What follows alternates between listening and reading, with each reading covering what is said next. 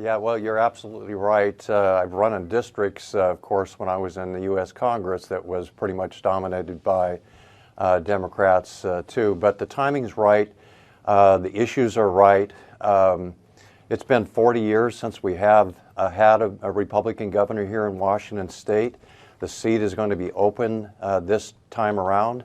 And I've looked at the race, and I really believe that the issues really line up with my experience.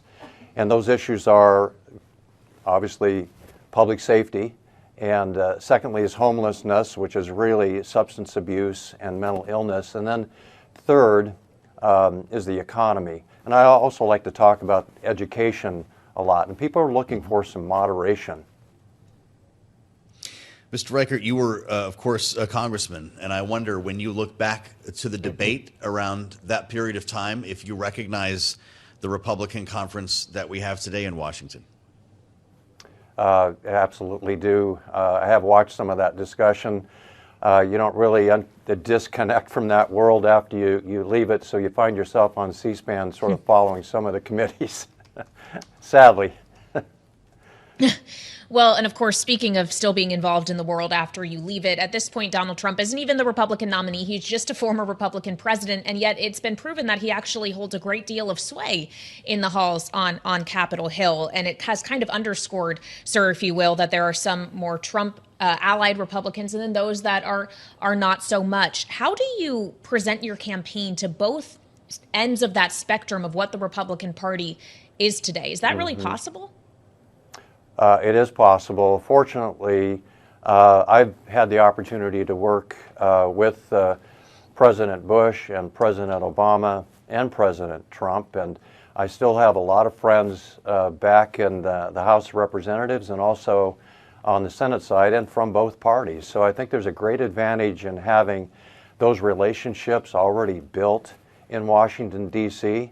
As a member of Congress for 14 years, I think that being able to carry our message of what Washington State needs and how we want to move forward here in a way that's really listening to every community here in Washington State and every viewpoint, which it hasn't happened. The government that we've had in Washington State for the last 40 years really has shut out the people of Washington State. You referred to, I think, your time in law enforcement, your career before you were in the world of politics. Congressman, you're a sheriff. You've been hearing Republicans criticize the city of Portland on a regular basis, along with others, including Seattle, going back to a couple of years ago here. And I wonder if you think the narrative surrounding crime in our inner cities is accurate. It's absolutely accurate. Everywhere I go in the state of Washington, this is the #1 issue that's been brought up, and that's crime and safety.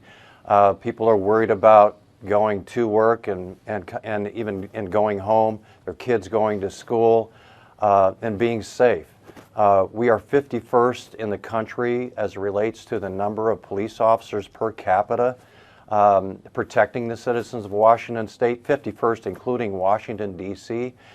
Seattle PD is 400 people down. King County Sheriff's about 150 people down.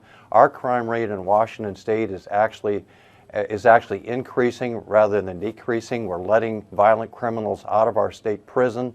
So yes, I really believe my experience in law enforcement is going to be very beneficial here in this campaign. Look, I was a hostage negotiator when I was in the sheriff's office. I was also a SWAT commander, so I know when to negotiate and I know when to kick the damn door down. It's time to kick the door down.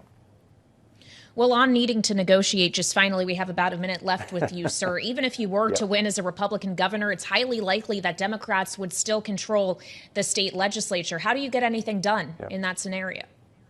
Yeah, no, that's absolutely true. I fully anticipate working with House Democrats and Senate Democrats. I think it really creates an opportunity here in the state for us to begin a dialogue with the other party. And I think people here in Washington State actually want a balanced government this time around. They want to see that dialogue created. They want to see a conversation between ideas and differing ideas to solve the problems that we're facing today. He's running.